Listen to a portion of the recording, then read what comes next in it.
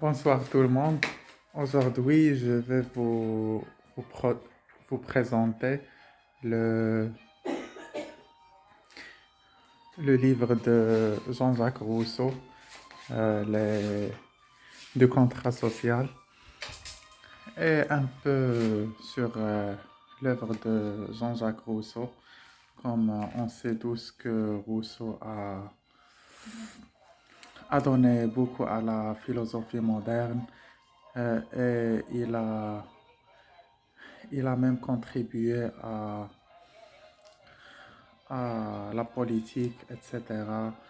Il a donné des idées sur la démocratie. C'est ce que nous voyons ouvrage, euh, dans son ouvrage du contrat social, exactement. Et on remarque aussi qu'il a écrit L'Émile ou l'éducation. C'est un livre qui se focalise sur ce que Rousseau appelle l'éducation, où il a incarné la personnalité d'Émile, un jeune qui, un jeune qui a, qui, qui, qui fait son éducation et Jean-Jacques Rousseau a commencé euh, le bouquin par l'enfance de Émile, dès son enfance, euh, après, après ses étapes de grandissement, allant de l'enfance jusqu'à l'âge adulte.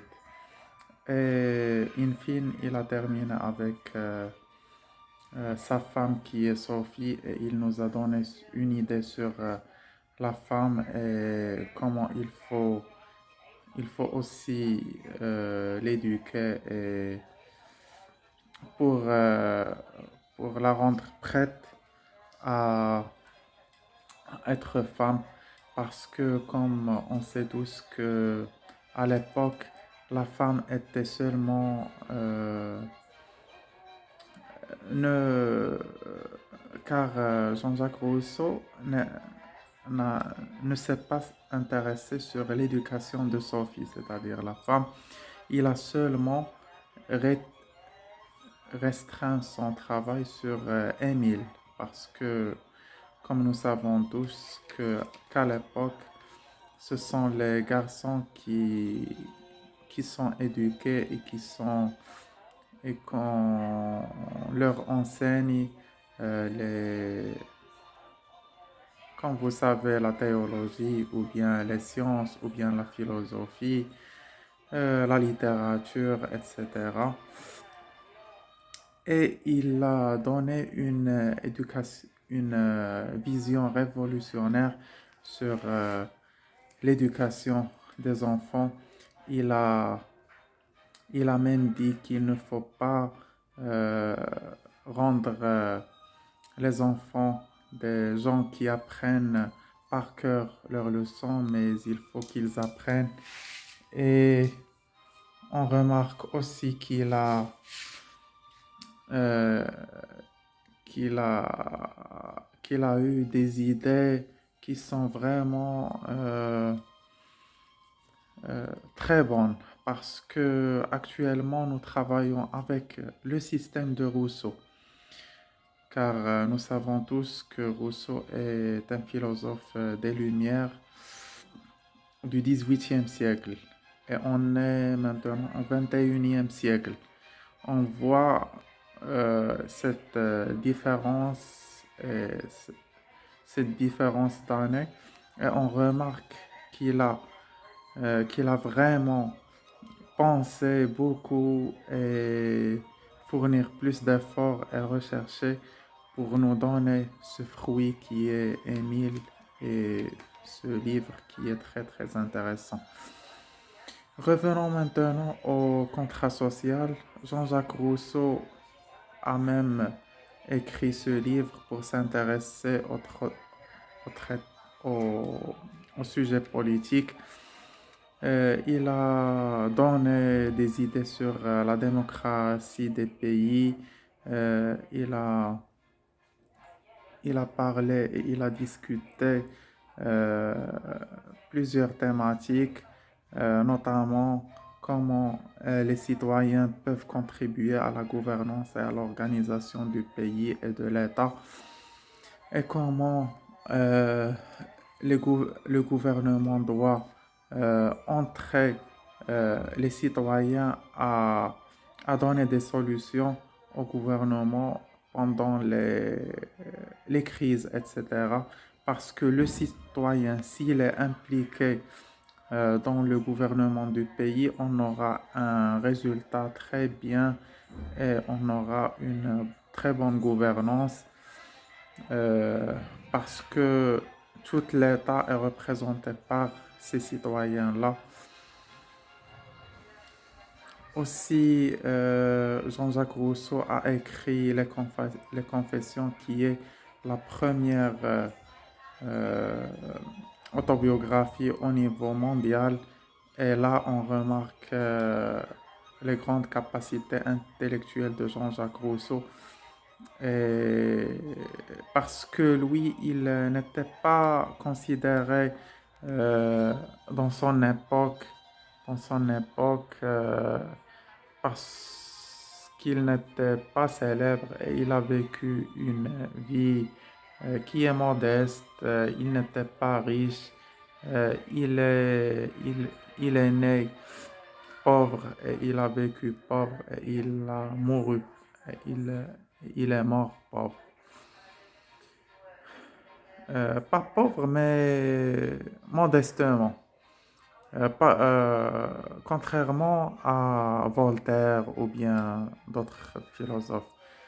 Et on remarque que durant la vie de Jean-Jacques Rousseau, euh, il a eu une relation conflictueuse avec Voltaire, qui le sous-estimait parce que Voltaire, il était considéré comme un philosophe des Lumières considérables. Euh, mais il a mal jugé Jean-Jacques Rousseau. Euh, donc, euh, et d'ailleurs, lui, il était, on peut dire, que dans certaines idées et certaines idéologies ou certaines maximes, il a dépassé même Voltaire. Et quand on saura sa vraie valeur, c'est après sa mort.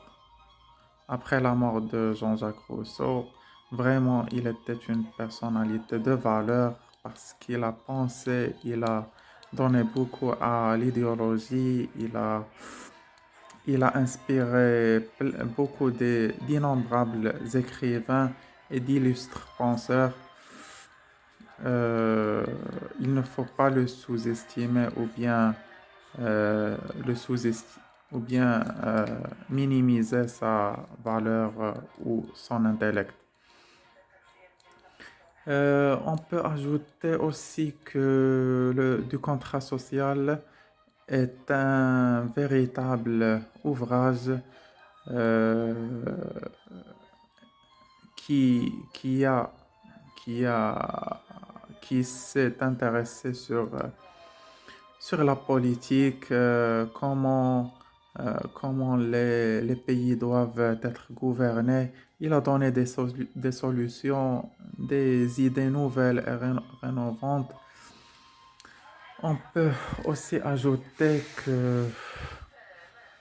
que Jean-Jacques Rousseau a eu une enfance très difficile parce que ses parents ont trouvé la mort dès son jeune âge.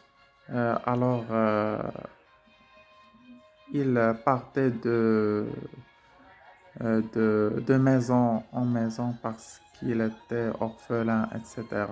Il était même musicien. Il a donné un peu dans le domaine musical.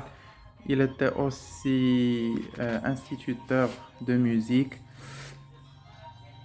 Et vraiment, Rousseau est une très grande personnalité car il a aussi, outre, en outre, euh, il a gagné le concours de Dijon qui a été un concours de renommée à l'époque parce qu'il a donné des idées vraiment parfaites et avec un style exemplaire, etc. Et il était reconnu par les, les organisateurs de ce concours-là. On peut ajouter que durant, durant la vie de Jean-Jacques Rousseau, euh, même Emmanuel Kant s'est inspiré de lui. Et sait on sait aussi la valeur d'Emmanuel Kant, cet intellectuel allemand qui est vraiment formidable et qui a donné beaucoup avec sa critique de la raison pure. On peut noter que Emmanuel Kant n'a jamais voyagé et n'a jamais euh, quitté son territoire, sauf une fois, lorsque le livre de Jean-Jacques Rousseau, du contrat social, a été édité.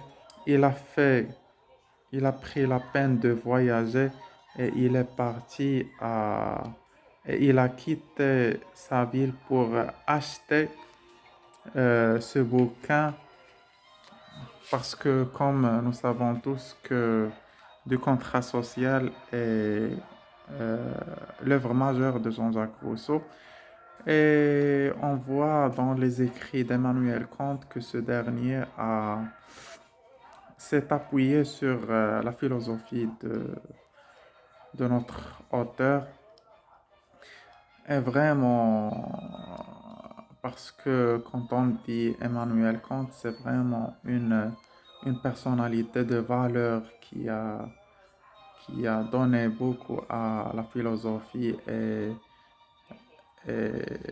a contribué à plein de choses.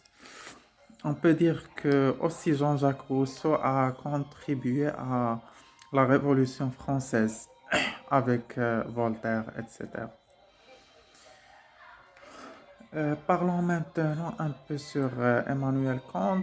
Emmanuel Kant est vraiment un philosophe illustre également. Il a écrit beaucoup de livres, parmi lesquels sa trilogie, euh, comme on sait, sa trilogie, la critique de la raison pure, la critique de la faculté de juger et la critique de la raison pratique. Cette trilogie vraiment était exceptionnelle comme nous avons dit, il s'est appuyé sur quelques maximes de Jean-Jacques Rousseau. C'est pour cela que ce dernier était aussi un valeureux penseur. Et Emmanuel Kant a fait plein de choses. Euh, oui, il a eu une vie équilibrée avec sa grande organisation, etc. Euh, il était issu d'une famille qui était concentrée sur la théologie et sur la religion chrétienne. Euh, Emmanuel Kant a eu une éducation religieuse, etc. Et il faut noter que Emmanuel Kant n'a jamais entré dans sa vie dans une église, car il avait une idée très particulière sur le domaine de la religion. Euh, et nous pouvons ajouter qu'il était un homme qui a euh, valorisé la moralité parce que la moralité est une grande chose et il a dit que avant d'appliquer la religion, il faut appliquer la morale. Par exemple, si on veut voler quelque chose, il ne faut pas la voler. Il ne faut pas euh, relever de sa tête l'idée de voler parce que notre Dieu nous a interdit le vol, etc. Mais il faut dire que le vol est immoral et il est contre l'éthique et le respect des affaires des autres, alors il ne faut pas voler. C'est-à-dire, il faut, euh, il faut valoriser le fait de la morale et de l'éthique et de le rendre supérieur à la religion. Et c'est ça l'esprit d'Emmanuel Kant.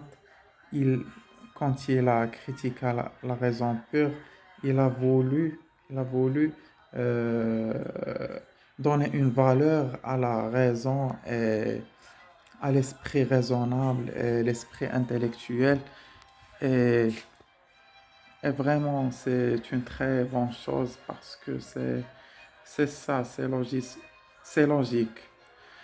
Et on peut dire, il y en a même des penseurs qui ont dit que la philosophie d'Emmanuel Kant et son écriture, etc., si nous n'avons pas eu le Coran, on peut considérer que les écrits d'Emmanuel Kant représentent même un Coran, parce que euh, il a des idées et un style qui n'est pas, comment dirais-je, euh, qui n'est pas habituel, un style très développé avec un raisonnement bien construit et bien étudié. Aussi, euh,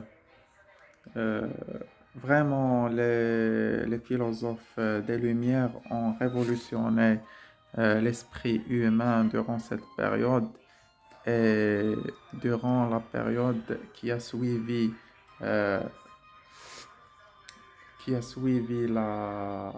l'ère des Lumières.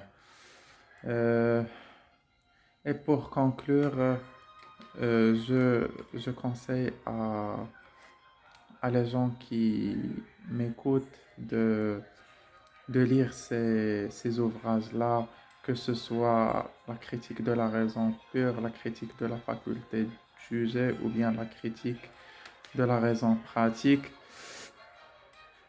ou bien même les confessions de Jean-Jacques Rousseau, du contrat social, Émile ou l'éducation. Aussi, ce qu'a écrit Voltaire, tel Candide, ou bien Zadig, ou bien l'ingénu, etc. Vraiment, ces écrivains, ça vaut la peine de les lire et de s'inspirer de leurs pensées car ils ont eu un intellect vraiment de valeur et de qualité qu'il faut respecter et lire. Et je vous remercie vivement pour votre attention et je vous dis à la prochaine fois, Inch'Allah. Merci et au revoir. Au plaisir.